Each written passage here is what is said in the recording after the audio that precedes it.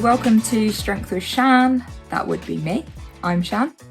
For those who don't know me, I'm a bodybuilder, strongwoman and professional wrestler. This video I kind of wanted to talk a little bit more about why I've actually made the decision to take a hiatus from wrestling. I don't know yet whether that will be temporary or permanent. I thought I'd bring you along a little bit to show you what my day looked like for my final wrestling match and talk a little bit more about my journey into wrestling and the reasons that I've decided to take this hiatus.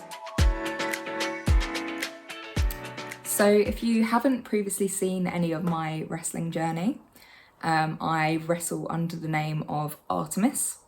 I debuted on my first show about 3.5 years ago, and it's been a bit of a wild ride really. Wrestled up and down the UK, over into Wales, and had a blast. I was also one half of a tag team with my tag partner Chris Aries, and my final match on Sunday actually was tagging with him against Progressive Overload, who we have wrestled probably more than anyone else in the UK. I started wrestling as a little bit more of a hobby. I found a free session in London with Eve School of Wrestling, and I just went along to see what it was like. I'd been to some shows for a couple of years prior to that within the Brit Rest scene, and kind of grew to love watching it as a live performance. So I thought I'd give it a go. I wasn't thinking that I would go anywhere with it. I previously had a phobia of people touching my neck, and if you know anything about wrestling, most matches start with a collar and neck tie-up, so somebody's hand on your neck. So I just didn't think it was going to be for me. Training at Eve was just the most fun that I've ever had. It was such a safe space, so many incredible women there, and just learning to take up space and make noise. And then lockdown hit. Training kind of became paused. For me, it was a bit of bad timing. March 2020 was the time that I decided that I wanted to take it further, and I was looking at further opportunities to train at some other schools and develop more. But obviously lockdown put a stop to that for me.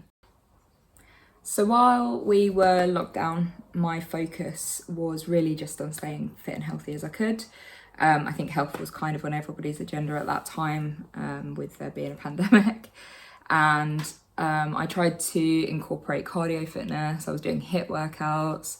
I was doing body weight exercises and learning body control through gymnastics, handstand training, that kind of thing. And I also signed up with a powerlifting coach. I had some gym equipment available to me, and powerlifting suited what I had available to me. To develop my strength training further, and then obviously everything kind of reopened and school started running classes again. So I think it was about 4 years ago, summer 2021, that things kind of started, really getting going for me. With wrestling, I went back to training. The schools that I used at the time were Square One Academy, Reset Lab and Hustle, and I would happily recommend all of those to anyone who's thinking of giving wrestling a go themselves. There's lots of great schools now, and I might do another video actually about if you're thinking about getting into wrestling, how you can go about that. I was basically trying to get as much training as I possibly could in as many different places as I could, from as many different coaches as I could as well, because everyone teaches different things, different styles, different focuses, and you can kind of learn something new from everyone. But it was through my training at Square One Academy that I got my first opportunity to wrestle in front of a crowd. So I had to develop the character of Artemis. At the time, it was kind of like a hit woman vibe. I think when you're first getting going with wrestling, you kind of just need something to give you that bit of a steer in what you want to do. And obviously, for those who have followed my journey, Artemis certainly changed over the 3.5 years that I was wrestling. So I debuted on December, I think it was the 11th in 2021, and a Square One show against Tommy Kyle, who was also my coach at Square One. He's still a wrestler now, he's fantastic. And it went really well, and I got such a buzz from it.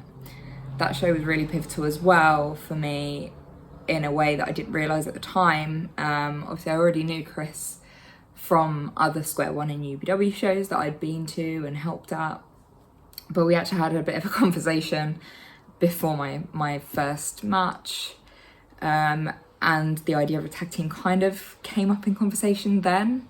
It's kind of a bit of an offhand comment that was made, and you know, 3.5 years later, me and him had, I think, 3 different sets of tag belts. He's gonna be really cross if I've got that wrong.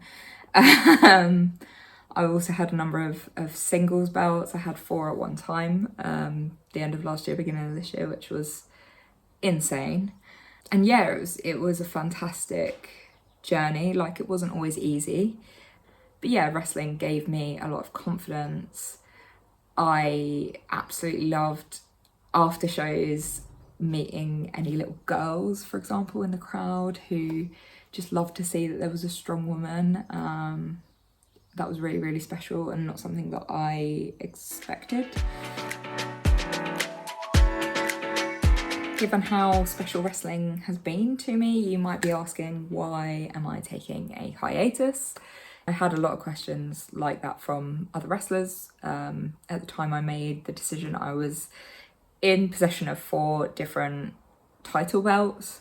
I was potentially at the peak of my wrestling career.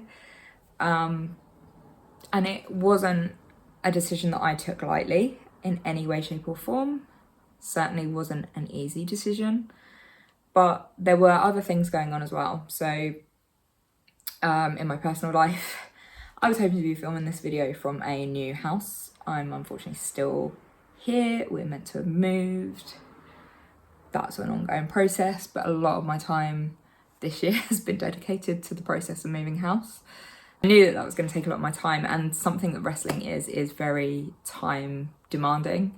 Anytime you're on a show, you've got to travel. You know, if you're lucky, it's a local show, but if not, you could be on the road for several hours to get there and back. Obviously the show duration itself, plus you might have to go early to help set up. Anytime you're on a show, it's potentially an entire day taken out of your schedule. I was going to keep going. I wanted to keep improving, and I felt like I was getting to a bit of a plateau in where I was, and I knew that to break that I needed to get back out to more wrestling training schools again. And the difficulty that I had with that was, again, the travel time required to be able to do that. So for example, some of the schools that I was looking at going to are 2.5-3 hours away in okay traffic. So you're talking, you know, potentially 3 hours there, a 2-hour training session, and then 2.5-3 hours back. That's like 8 hours. That's quite a lot of time to take out of a day. And obviously I'm working full-time as well. Wrestling has never paid my bills. I'm not fortunate to be in that position. Most wrestlers on the British scene are in much the same position as me. And obviously there's also an actual cost as well for any of that training, which it's worth it, but it's just another consideration, plus obviously the petrol costs and things like that. And the reality was that to be able to do that, something else in my life would have to give. And when I assessed everything, that wasn't the highest priority. Thinking about everything that was kind of going on and the things that were important to me, and wrestling was kind of the thing that had to come out. It was the thing that I'd need to give more to, and it kind of just didn't balance with everything else. So that really was a big factor in my decision. Something I do think I should touch on as well is the impact of wrestling on your mental health. And I can only speak from my personal experience, although I have been around others in a similar way. You may have seen wrestlers who do take breaks. You know, they'll announce it on social media that they're taking a break, and I don't think it's uncommon that wrestling impacts your mental health.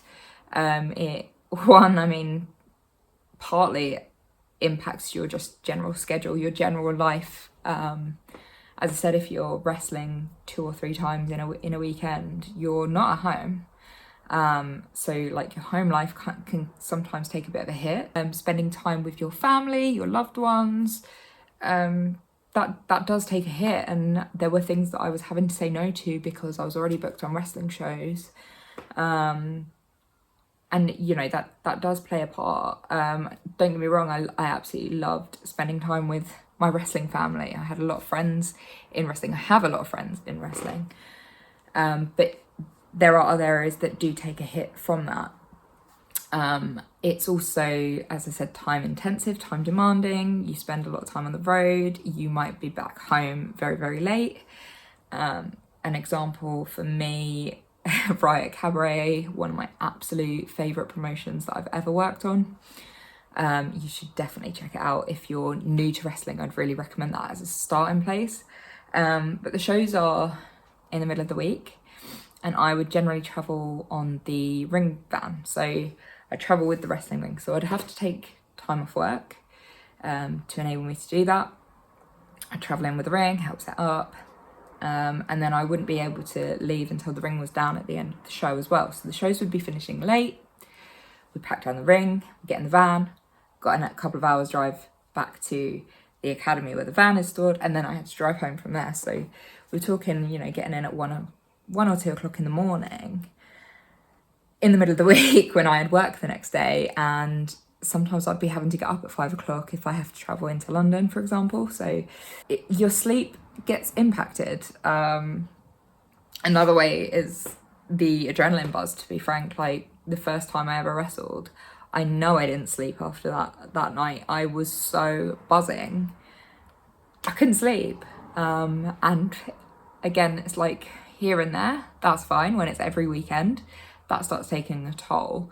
You know, 2 or 3 nights out where you're back at 1 or 2 in the morning, and then you're back up early because you've got another show, and then you're back up early because you've got a day job. It has its impacts. And kind of a final point I do want to touch on is, bearing in mind I'm moving into a space where people are literally judged on their bodies in bodybuilding. You're judged against set criteria, etc., etc.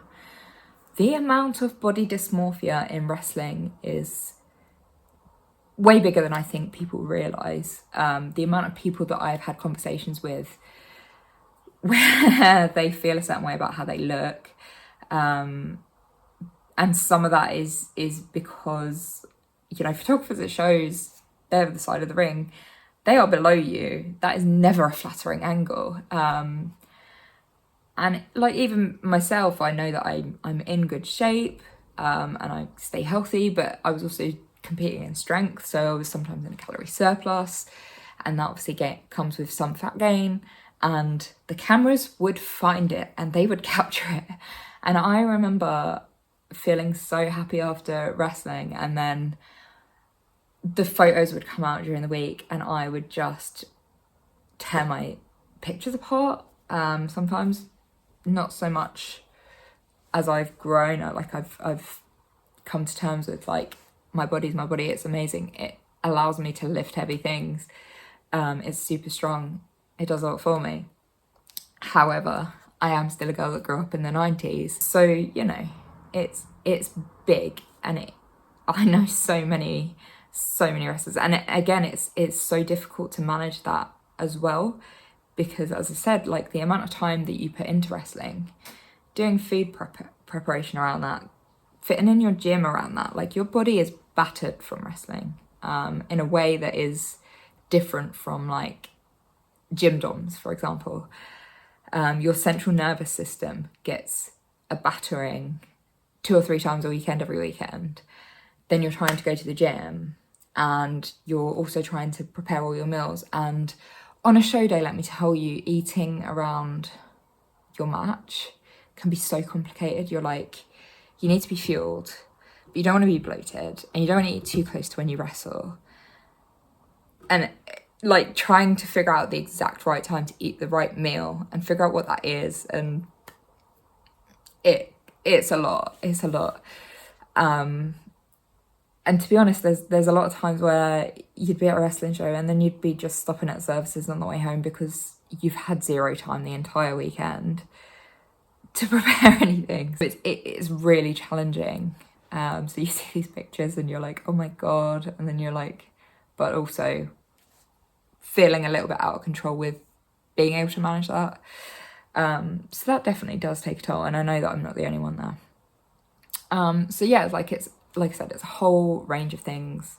But I'm a couple of days after now my final wrestling show.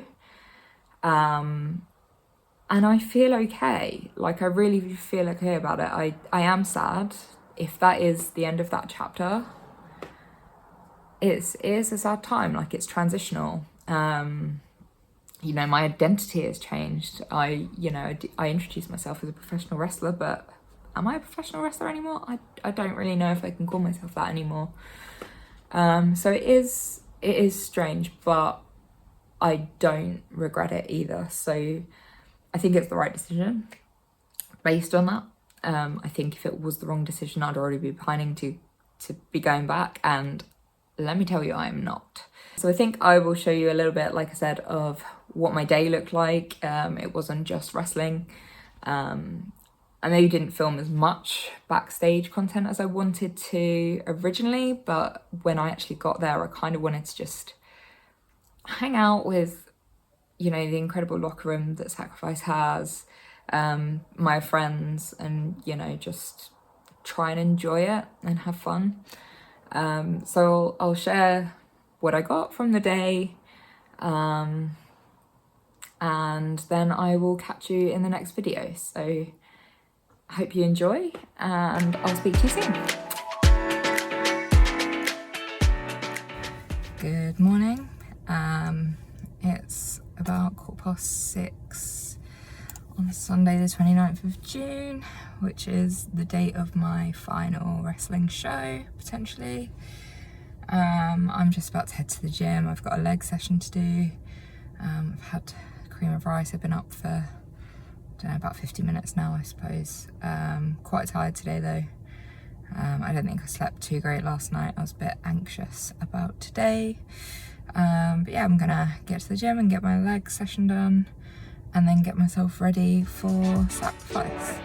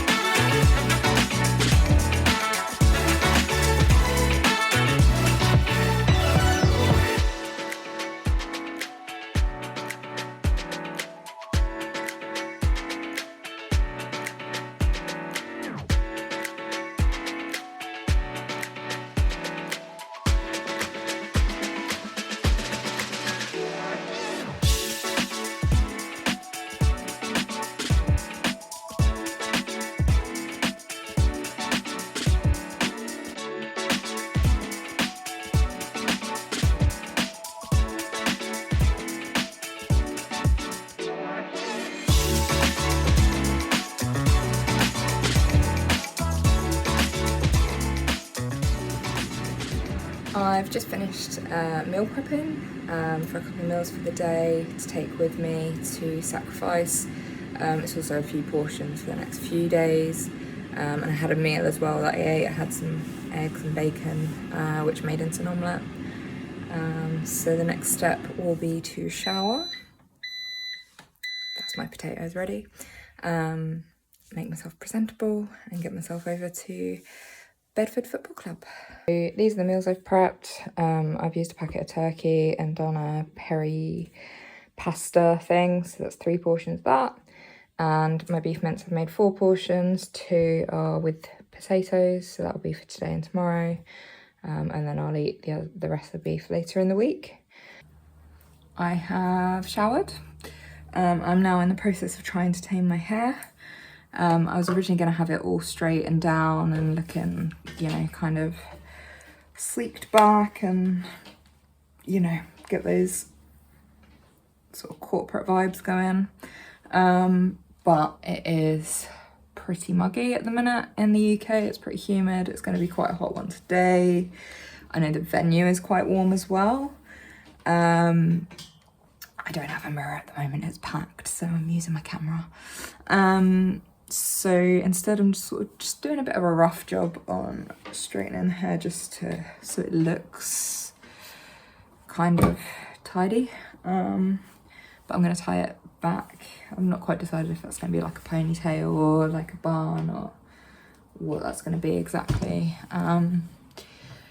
But it will just look a bit tidier, sleeked back. And yeah, makeup, I think I'll wait until probably the show started. I think we're on quite late today, so I don't really want to be putting makeup on my skin and then it'd be sitting in my pores and stuff for longer than necessary. So my skin's not great at the moment. So I think, you know, I should have time backstage before we go on, and I can just do it then. And then I won't be feeling gross and sweaty. There is a fly in here and it's driving me mad. This is the problem with when you have all the windows open and then all the flies come out.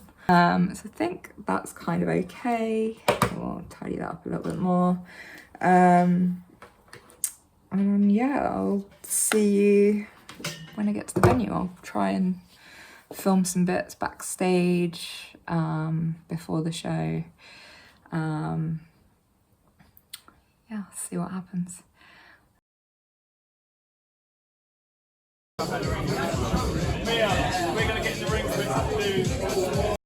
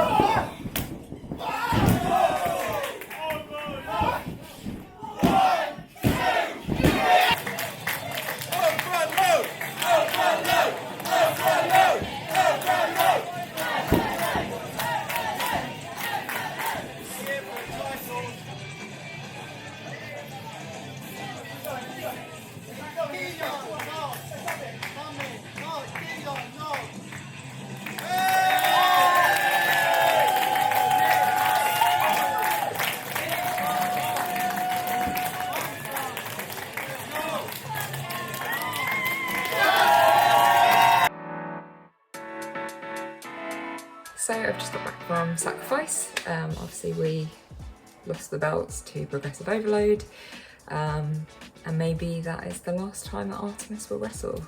I don't know yet. But as last matches go, if that is it, couldn't be happier. That's essentially my favourite 3 people to be in the ring with. I've been in the ring with them a lot, and I think we told a good story today, so that was really great. I'm really sorry I didn't catch much footage backstage, but actually when I was there I thought if it is kind of my last one, I kind of wanted to just hang out with my friends and catch up and chit chat and, you know, just try and soak it up a little bit and enjoy it, which I did, and I've had a really good day. Feeling okay at the minute. We'll see how that goes in the next few days if it sinks in. So what's next? I think I will do another video for you guys, looking at my plans for the next 6 months, second half of this year, and beyond, and what that's going to look like. But right now I need to shower because it has been a hot day, so I'll catch you later.